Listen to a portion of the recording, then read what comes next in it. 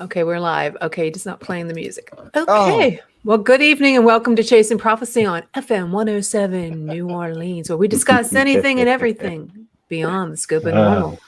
Remember to like us on YouTube and follow us on Instagram. I'm Jenny Nicasio, along with Sean Kelly and Jason I and Petro. Happy Thursday, everyone. Hey, happy hey, Thursday. happy Thursday, everybody. Good. And we have Russell, and we did have our guests, and he disappeared, but that's okay. So I'm just gonna. These days are really getting messed up lately, guys. But bear with us. We're Yes, sorry they are. about that. But we have a special Yes. guest tonight. I hope he comes back. Brent Monahan. Might be pronouncing his name Monahan, author of The Bell Witch. Is he there? There he There is. he is. There I it don't want to is. mess up your name. I No. didn't have time to talk to. But we're going to talk to him about the Bell. I keep calling it the Blair. The Bell Witch Bell- of Tennessee. And it's an American haunting. And they also made a movie on it. And I did watch it twice. I watched it years ago and I watched it again this weekend. It's a movie with Sissy Spacek and Donald Sutherland. And it's called American Haunting.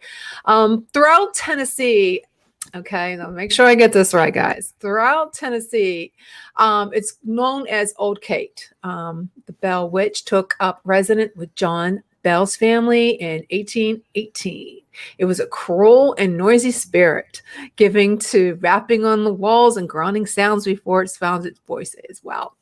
It kind of was very scary, the movie. So I'm not sure. I'm going to ask. I can't wait to ask our guests if it's this, true or not to the story. But anyways, he's a very well-known author. He's done a lot of work, so he'll be able to teach us. So welcome to the show. So happy to have you here, Brent. I want you to go ahead and introduce yourself and tell us how you got started with all this Bell Witch, and talk about your books a little bit before we dive deep into the story of the Bell Witch. Well, thank you, Jen. Can you hear me? Yes, absolutely. Wonderful. And I'm very happy to be on your show. Great. Let me begin by saying that I had written horror stories before. The way that this came to be was that Michael Schnessel, who is a very good friend of mine and the head writer for One Life to Live, really had a mania for supernatural things.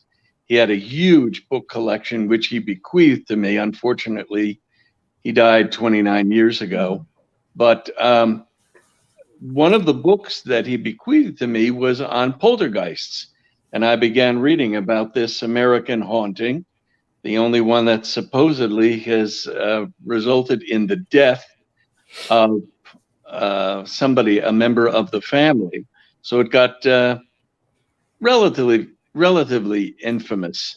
As soon as I read about that, I realized that there were some things that were really explicable in 20th century and 21st century terms that these people would have missed. And what I began to do is research Tennesseana bookstores and other places so that I could get some background on this. When I wrote the book, I did the same thing as Robert Waller did in Bridges of Madison County. I lied.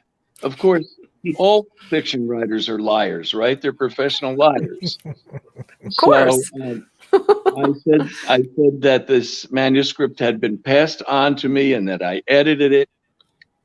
Not so. There are no covered bridges in Madison County if you research it. And the man was never a National Geographic photographer. But, it helps people to suspend their disbelief, and especially the inclination to do that with supernatural things. Poltergeists, you probably discussed on your show before, are rife all over the place. Often they are associated with girls changing into women and throwing off so-called psychic energy. Polter means noisy, Geist means ghost in German. And, dishes would rattle and noises would be made through the house and doors would slam and so forth. In this particular story, the more I researched it, the more I realized that this was like a mystery story. Mm-hmm. That Betsy Bell was the girl who was, quote, haunted, unquote. And this haunting began not too long after her older sister, moved out of the Bell house. We're talking about a house that was the first thing there in Middle Tennessee, very rural community. And then when she disappeared, these sounds began, and Betsy was staying in her room all by herself. When she showed that she was, quote, possessed, it was always about the same time, always toward midnight. And she would pantomime, or it seemed like something was holding her down to the ground. She would flail against it. I'm going to spoil things, but many people say the movie, because Donald Sutherland insisted on softening it up. The movie is confusing. He didn't want to be he wanted to be in the movie, but he didn't want to be a bad guy. And that's a little hard to do when you're the bad guy. Yeah. So the explanation, as far as I am concerned on this, is that there was some deep psychological things going on that Betsy may not have been aware of. But the father, this was an incestuous relationship, not of her wanting. The sister moved out, left her alone upstairs in the bedroom. The mother was a heavy sleeper. The father was getting on in years. He was quite old, and he was trying to relive his youth because Betsy looked very much like the mother did when he married her. So what she was doing is, I'm sure, just like many predator fathers and abusers of children do, they say, if you tell, this will ruin the family. We'll be thrown out. I'll be put in jail. And so she ended up, her psyche, creating this Bell Witch phenomenon to try to pantomime and tell people what was going on in her life. And that's a pretty scary thing. Mm-hmm. But not to say that there isn't poltergeist energy. I don't think there are ghosts. I think it's emanations from young men, young women, usually. Really? It's still pretty interesting. Very interesting.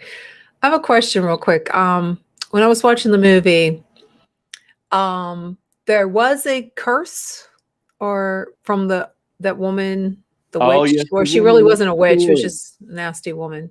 Yeah, she was nasty, and I think Batts, Mrs. Batts, was happy to be the eccentric in the community.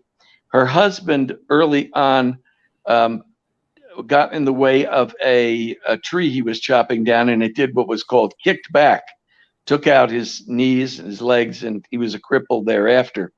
So she lived next door to the family we're talking about, the Bell family. Mm-hmm. And in order to stay alive, she let them harvest some of the forest there. And they never came to an agreement on how much forest and what it should be, how much it should cost. There was it wasn't a true lawsuit, but it was taken up before the church elders.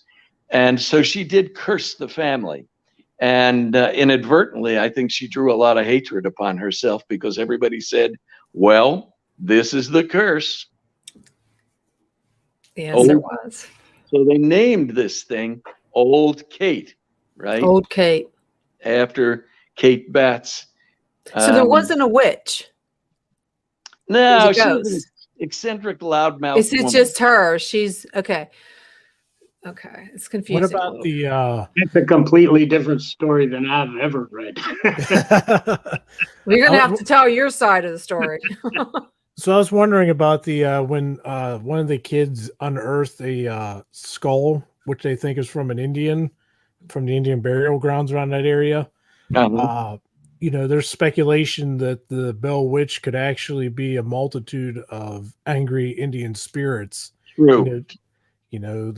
Is there disturbed spirits? Everybody had a theory. let's not forget that these were primitive Americans, and it wasn't so long before that we were having the Salem witch trials. So, Freud hadn't, it was going to be a long while before he was born, and psychology came really into being a respectable science. So superstitions grew up, and there was a, whisper down the lane. Did you ever play that game where somebody says a sentence, whispers it to the next person, whispers Oh, it to yeah. I missed By that the time you one. get to the end, Yeah, I it's remember been that. embellished and changed. Everybody wanted to stick their 2 cents in and add a little bit here and there to make it more interesting. So you have to separate the wheat from the chaff in this thing. There's awful lot of excess stuff. Okay. Well, what story did you hear, Russell? Well, I heard that after Bats got hurt, Mr. Bats, he needed money, and John Bell was buying up his property, Mm-hmm. and he bought it very cheap. And Kate was very upset about it. And then he went and purchased a slave girl. But he said, I'm going to leave her here with her mother because she's too young yet. And I'll come back and pick her up. And then when he went back to pick her up, Kate said, we want more money for her. And he goes, we already had a deal. And then she said, well, you're not going to get her. And that's when they took it to the church. And then Kate Batts placed a curse on him.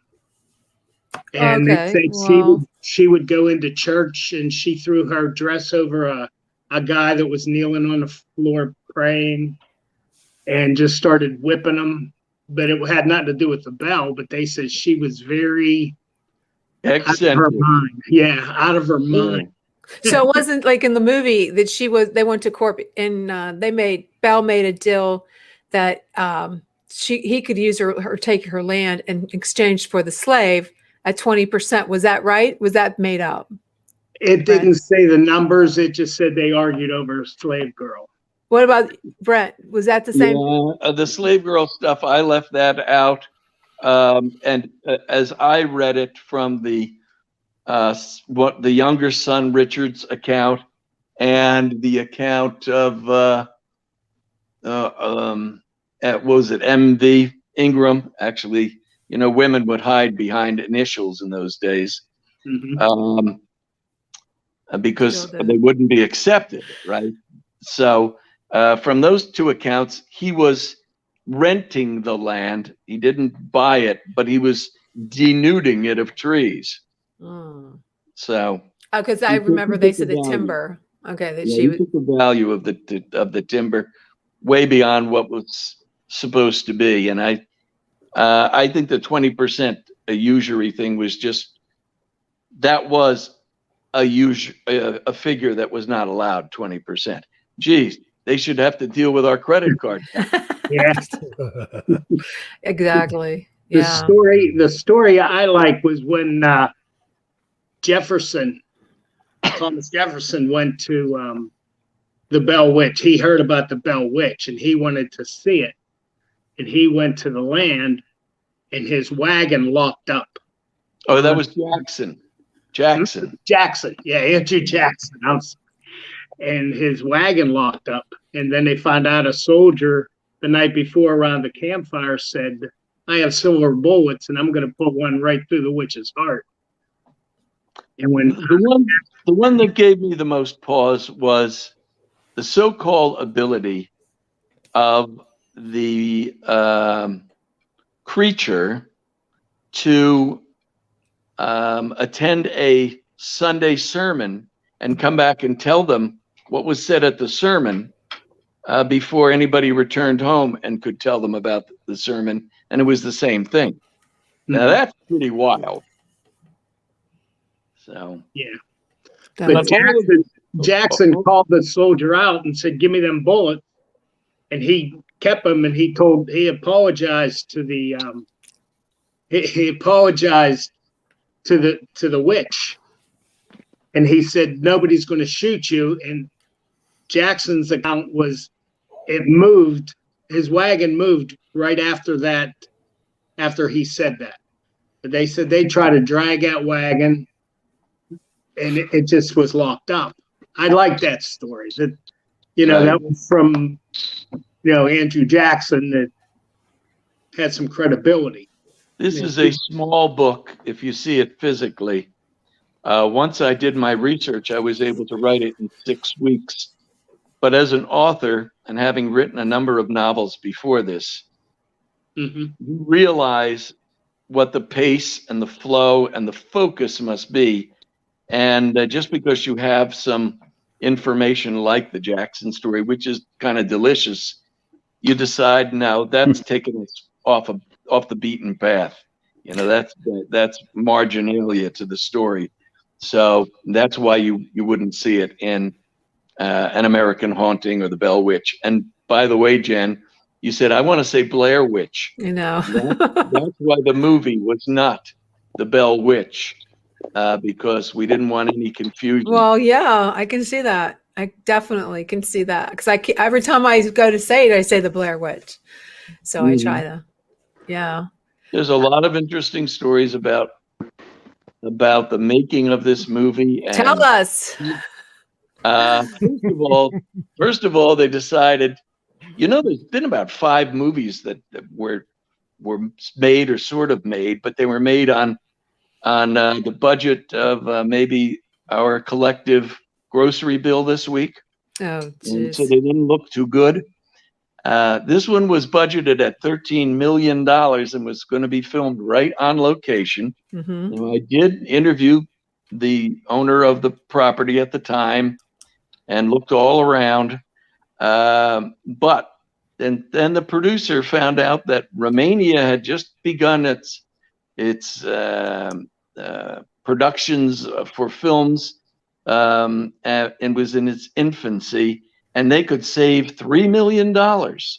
So it's like do you remember Merrill Lynch's Bullish on America? That ad, it was filmed in Spain. It really got them in big trouble. Well, this is An American Haunting, filmed in Romania. Are you kidding me? Really? That is crazy. Oh, wow. So here's the irony.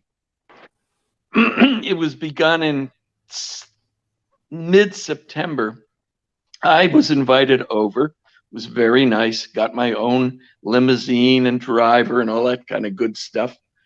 But since this was in its infancy, and these people, the Romanians, had been under the communists, and one of their favorite sayings is, our agreement is, you pretend to pay us, we pretend to work. They didn't know how to work hard. They took all kinds of breaks. So it took an extra 3 weeks to make this film, and it ended up costing $13 million. That's crazy. Yeah, and it ran till Christmas Eve. So then Sissy Spacek and Donald Sutherland and everything, they had to run back home for a little holiday and make other pictures then. Any other hauntings after that?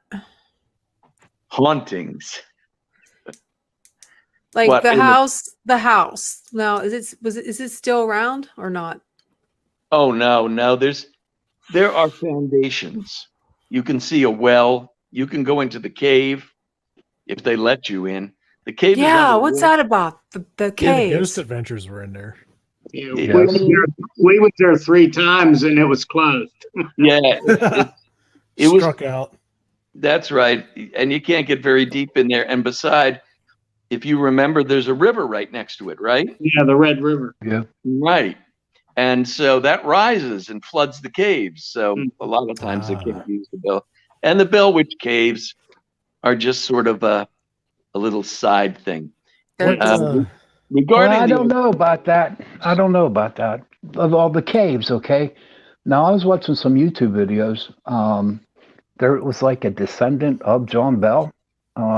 He's like a ghost hunter, and he went in with a couple of guys, man, and he was freaked out.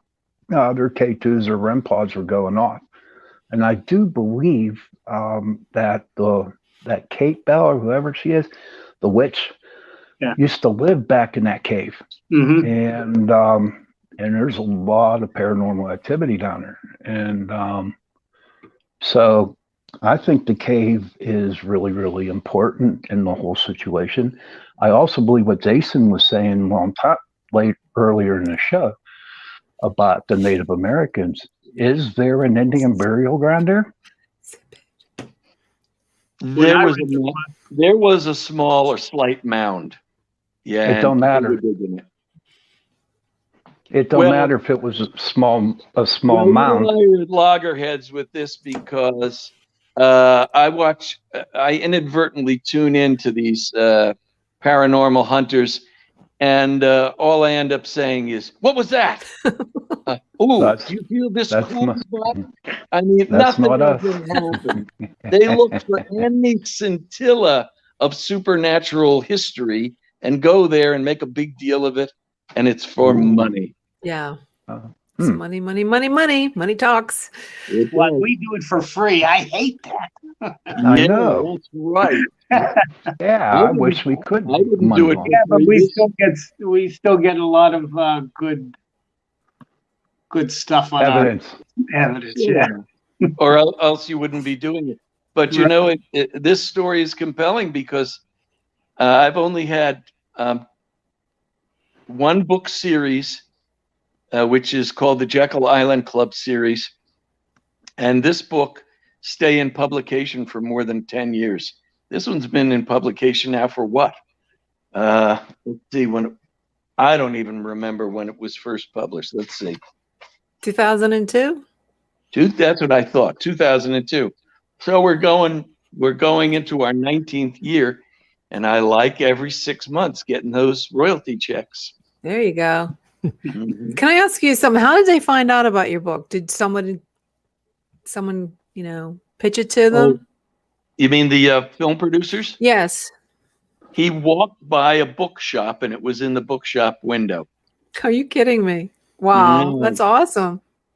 Now, yeah, Hey, that what was about luck because, unfortunately, and I guess I shouldn't say the name of my agents in New York, they never had me as what they call front list, and also they never thought horror was anything that they should be pitching out in Hollywood. And I only found this out when they fired a guy who was constantly in my camp, who on the day he left decided to call me up and tell me what they had not done. Oh. Yeah. Oh, really? I What don't about consider it a horror movie though. No, it isn't. It's more. It's a Scary. supernatural thriller. I think. That's Yeah. what I write. I don't pretend to write horror. My other big success was the Book of Common Dread and Blood of the Covenant, which was a sequel. That also, Michael Schnetzel, that came from the head writer of One Life to Live. We were leaving a theater production and we got in an argument about vampires. And he said, there's no possibility anybody can go any farther with a vampire. I took up the challenge. I don't know. You look think- at the success that True Blood on HBO was. Absolutely. What's your there's- opinion on the part where William Porter tried to burn the Bell Witch Mm. and didn't succeed because it got increasingly heavy and then took off out of the house? Like, what's your thoughts on that part? Whisper down the lane, add some stuff. Really? Everybody's got a little bit to add. Oh yeah. A little sprinkle here, a little sprinkle there. Yeah. Like How her- much did they change it from your novel?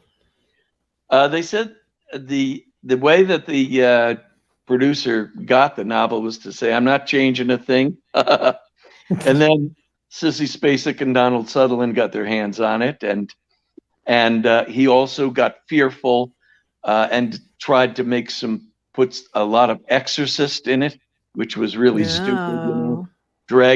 Lifting her off the ground. Nobody said she was lifted off the ground. So, I mean, he went for a little more spectacle. He had always wanted to turn a carriage in a carriage chase upside down, and he got to do it. Had nothing to do with taking Betsy away from the property to see if the witch would not follow her, but they put her in an old Romanian carriage and Boy, I tell you, that scene does do well because it flipped at 360 degrees, if you remember. Chased by Russ. wolves. I got a question for Rusty. What? So you were down there 3 times. Yeah. Did you like feel any energies or like anything supernatural while you were there, being a fellow ghost hunter? No, we just seen the close, do not enter. And I called the woman. And she said, we will be opening in a month. If you want to give me your name, you come on back and you can do an investigation. So Has Well, we anybody know where we're Let's going get next on. year. that was we was heading Next to year. New Orleans in the RV for Mardi Gras. Mm. And she said it was off season. So, hey, road trip. Yes, sir. We're Let's going. do it. Oh, I got her Yes. number. Good. Good. That's crazy. It was interesting because it was in Romania and there were only so few people speaking English that I got pretty friendly with Sissy Spacek and Donald Sutherland. Oh, I don't bother people, famous people, but when they come up to you constantly, you say, hey, they want to talk. So that was kind of interesting. The first thing Sissy Spacek said to me was, thank you so much for writing a book that makes me money. And the second thing she says, speaking about money, can you lend me $110? My daughter's with me and she forgot her graphic calculator. are you kidding me? I thought that was hysterical. So I lent her the money and then she paid me back. Amen. There you go. Madison. They're normal. Her daughter, Madison. That's They're amazing. human. So tell us some more ghost stories. Oh, ghost stories. Who you going to call? Yeah, really. I'm the poltergeist ghost stories are kind of ones that make my eyes water, but I still don't think I still don't think that there is a separate ghost in at least 90% of the situations. There is more in heaven and hell than are dreamt of in our thoughts, Horatio, as Shakespeare said. But that's so you're talking about. Sorry to interrupt, but you're talking about poltergeist. I actually had firsthand experience with one of those in the house that I live in after moving in about 10 years ago. Sean and Russ can attest to everything that happened. This thing was literally tearing the house apart when we weren't here. I've caught voices on EVPs. Like we thought, that we were getting robbed or something, but nobody took nothing. Stuff was thrown across rooms, broken. Everything's documented and, have evidence of all of it. And, it was nasty. It was something that's what got me into the paranormal, in the beginning after I had Sean, his PPS come out, take care of this thing. But, I'm not willing to dismiss all this stuff. What happens though, you get people who capitalize on it, like the Amityville Horror. Yeah. Right. And, that destroys anything else because everybody's then so skeptical. Mm-hmm. Exactly. Now, the other thing that made the hair stand up on the back of my neck when I read it many, many, many years ago was The Exorcist, because That's a good one. then I've done some research, and damn, I mean, here's a person in restraints who's supposedly possessed, and her I don't remember if it was a woman or a man or a boy or a girl, but it said, help me. It was a young boy. Help me, it said in the skin and raised welts. Yeah. Holy mackerel. Those exorcisms are really scary. I follow a YouTube video, and there's a priest that talks about how the Catholic Church have gone to exorcisms, and some of those stories are so horrifying. Yeah. Mm-hmm. They're scared. There's so many of them too. It's just not one. And it seems like there's more and more each day. It's not something that went away. I mean, I don't know why they don't talk about them more. There's so many good stories that people could be writing. Horror stories. Those ones are scary. Oh. As I understand it, the Catholic Church resists as much as possible participating in this because they don't want to have a circus atmosphere generated around the church. See, But I think it's. they will send priests every once in a while. See, I think it's more of like a underground kind of thing right now, because I just found out recently that a relative of mine knows personally a exorcist, a priest who's an exorcist who's ordained through the Vatican, but it's extremely low key because of like what you said, become a circus. But I feel like it is really still going on. We just don't hear about it because it's so underground. Yeah, there's a lot of stuff in the church that we don't hear about. A friend of mine did get an exorcist into our house. This was a while back. There was no priest, like Jason said. He was ordained by the Vatican in order to come in. He was a lay person. He was a regular person. Was no priest, but from what I understand, is that the priest and the Catholic priests don't go out and do this anymore. There's special like priests us that do that. So, not your everyday priest does that. They're specially trained to do those exorcisms. New Orleans is near and dear to my heart for one particular story. It was on a Sunday late afternoon. I got a call from out of nowhere, and a gentleman said, "I'm calling you from New Orleans. And I won't tell you what my name is because I'm a close friend of Anne Rice, and I don't want to be disinvited from her parties. But your vampire makes her vampires look like, well, it began with an S and ended with a T, but had like 9 syllables." So. Whoa, man. Huh. Wow. That was an interesting phone. So, what are your vampires like? I want to suck your blood. Mine is a group of 18. There's never more. There's six Caucasians, 6 Asians, 6 of African descent. So that makes 666. That's really neat. They serve the devil because in the book of Jude in the New Testament, the devil has been cast down to hell and cannot appear on earth, and uses substitute minions. Oh. And these are former, and they still are, human beings. They just have prolonged life. They trade with the devil monthly powder supplies by doing the devil's bidding. And they do need to mix this with human blood. And so we have one, in my story, we have one assigned to destroy the last copy of an ancient book that tells all about this. And it's in the Princeton University Rare Manuscripts room.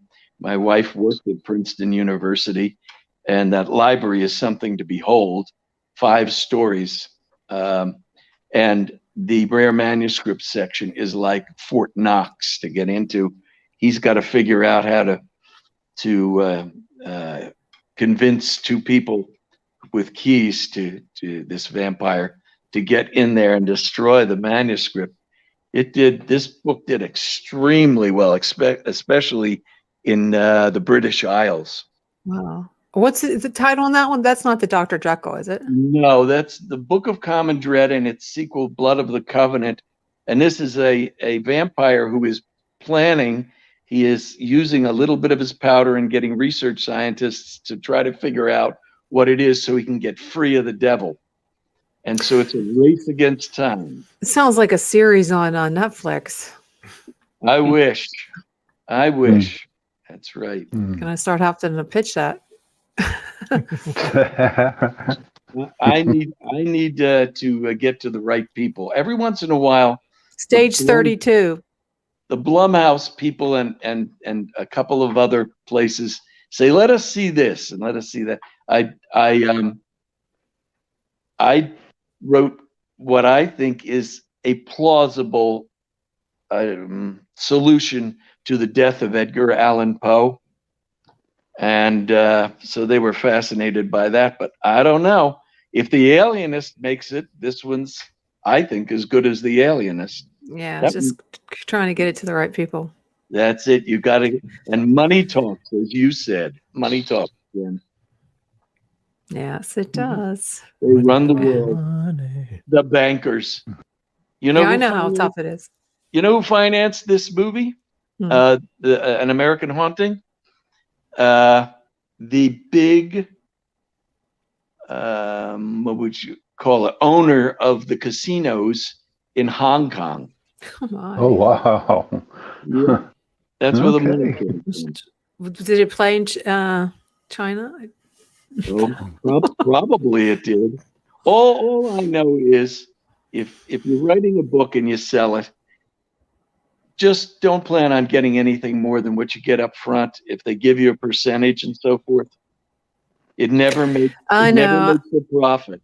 I got my series optioned, and I'm not getting very much.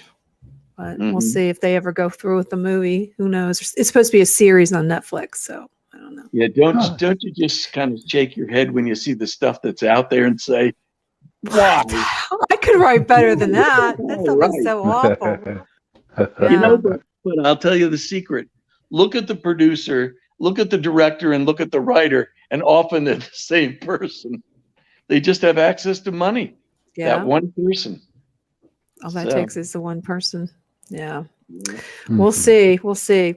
So you got the Bell Witch, and the caves aren't really real. You don't think that's is there anything else that's like supernatural that you would, think about writing a book on that you've heard about or visited? Yeah, you know, I look every once in a while. I haven't gotten truly excited about anything.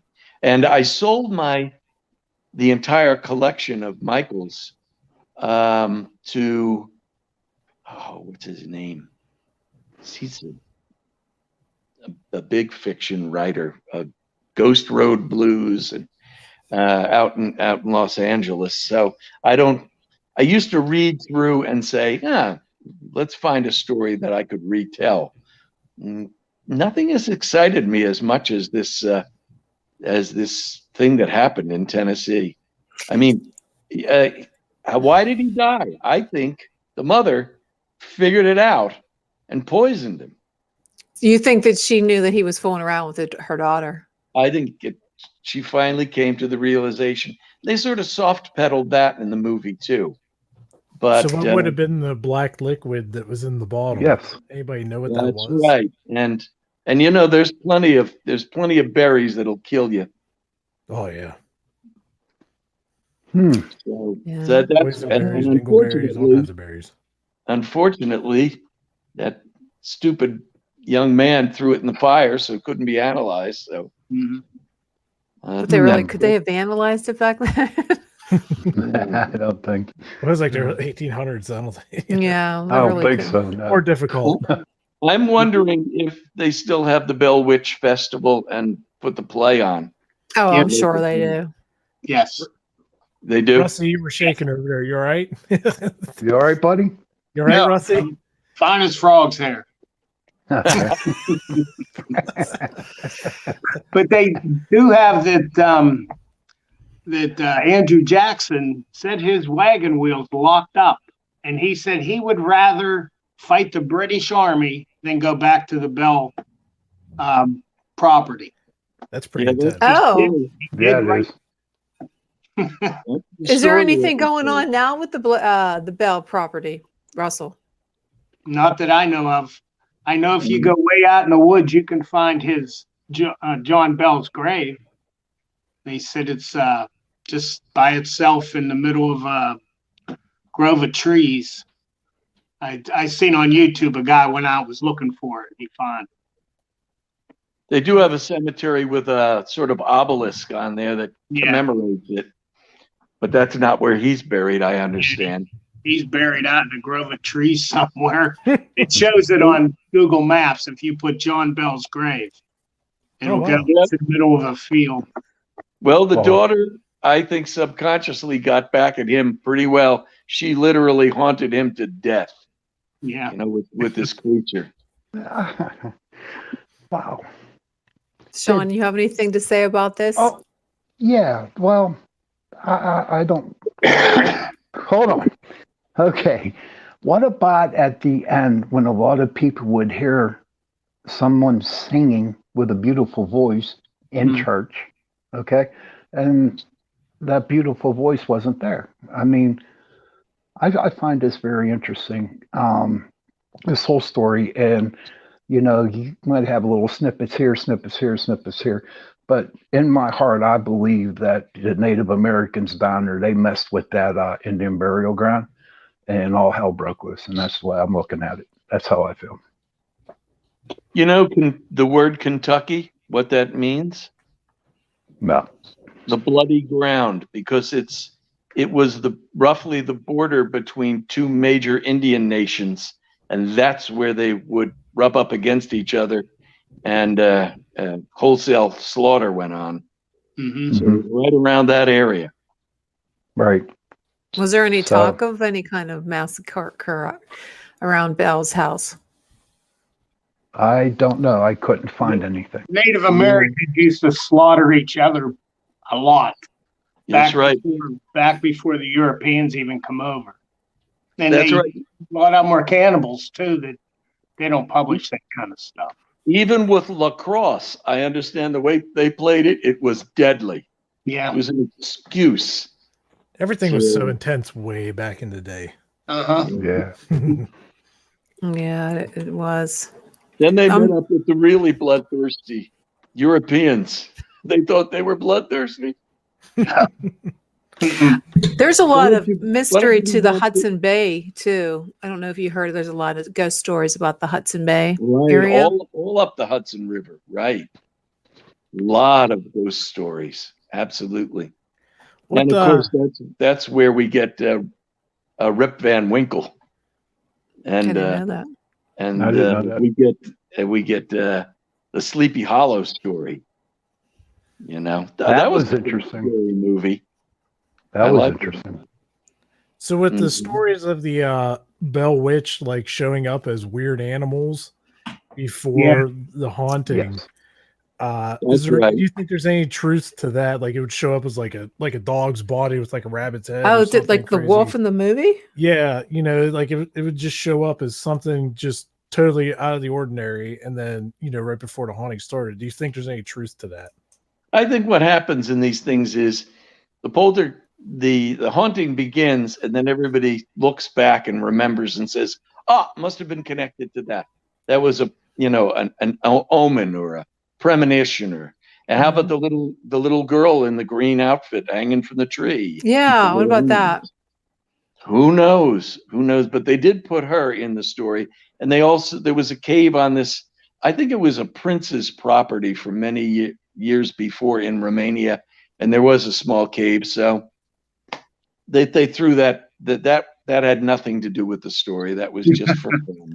I just can't believe they filmed it in Romania. It's so cool. Right.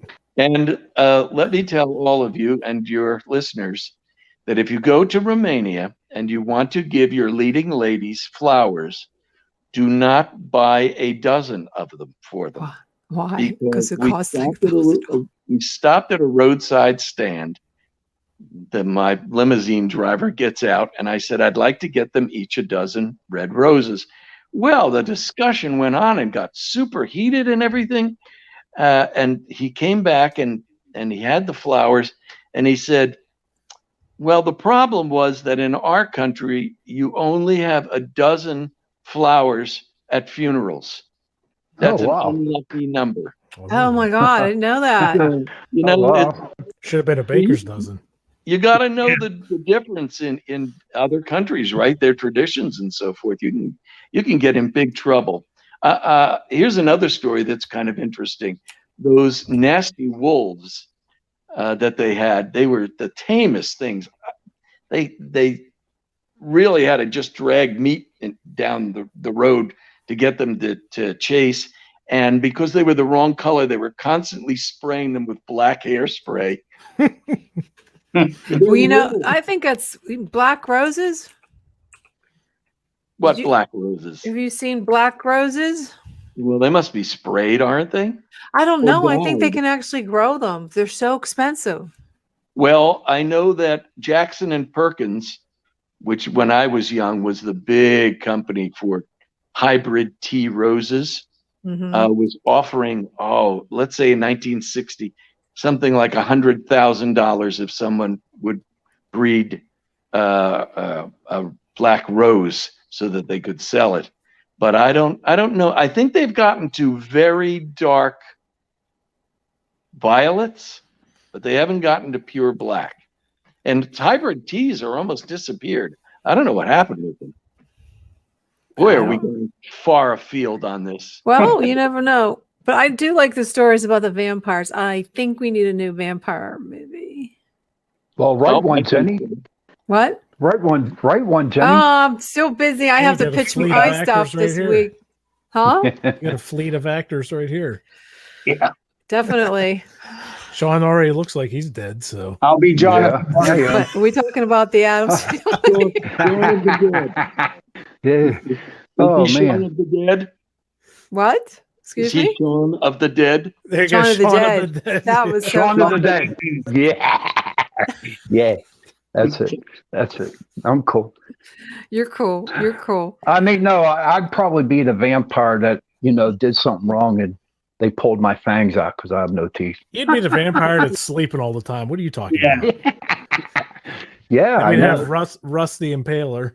You know, I had to reinvent the I had to reinvent the vampire because I said, really, think about it. You want to live forever, but most of the time you're in a coffin, and when you're out, you're either trying to suck fluids out of somebody or stick fluids into somebody. It's not exactly the best existence, So I made something entirely different and more human than monster, but both. And so I manipulated my plot so that the reader first hated him, then liked him, then hated him, then loved him, and then rooted for him and rooted against him. Kind of like watching wrestling. Yeah. Yeah, that's right. Put him on a boat and call him a vampirate. Wait a minute. There's a difference. There's a difference. Wrestling is real. Yeah. Jason, what are you telling me? Is there somebody in the comments that said something? Yeah, if you click over to comments, Yeah. a guy named Guy Ricketts. He says, I think this program is awesome to have and be part of. Thank you guys for doing a show like this. It teaches a little bit of stuff and is very interesting knowledge. Well, to know that's this. good. And Thank then he you. asked how long we've been doing the show for. Thanks, Guy. How long have we Thank been you, doing guys. this show? We've been doing it'll be a year on June 4th. June. Yes, my June birthday. 4th. Oh, I didn't know it was your birthday. Sorry to hear Yes. that. Well, I got to say, I'm having a lot more fun than some of the interviews I've done. Well, One woman, we were on a tour around the country for a book, and this woman wasn't prepared, and she gets on and she says, "So, what's this book like?" I said, "It's like 300 pages." Jeez. That was so insulting. She didn't. She didn't well, I'm even gonna read I'm gonna get the one about the vampires because I have a thing for vampires. I watched Dark Shadows when I was, I think, 3 years old. My 2 mother said that minutes. she called WTAE in Pittsburgh and told them to take it off. I'd watch it in front of I was 3 years old at 9:00 in the morning. I would sit there with my eyes glued to it, but then I would have nightmares every night. So she Yeah. called the station. Why do you have that on? Dark Shadows at 9:00 in the morning. Yeah, I love vampires. Yeah, it's almost the witching hour. in college. Yep, we got about a minute left, Jay. Okay. Got a minute left. Well, thank you so much, Brett, for being on the show. Yeah, Where can thank you. someone find your material and your website? Yeah, my website is www.brentmonahan, BrentMonahan.com. And people can write to me out of that directly, and they can order books directly. They can get autographed books. So They Sounds can learn great. a lot more about me. Mhm. Thank you so much for joining us tonight. It was a pleasure. you, And Rusty. Russell, Yeah, thank you for joining Russell. us, Russell. And guys, do you have anything planned this week? Not really. Just kind of low key the next couple weeks, just taking a Yeah. break a little bit because you don't want to get burned out. It takes a lot. Definitely. No, but I tell you what, speaking of extras, real quick before we sign off, I decided to take a ride out to that Yellow Dog, that little community out there, past Kittanning. And believe it or not, speaking of Exorcist, as I went into that little town, the Exorcist theme song was playing on the radio. It was wild, man. It was crazy, man. That's a creepy place. The little things. Yeah, that sounds exciting. But I want to tell you about next week. We have Stan Gordon back on the show.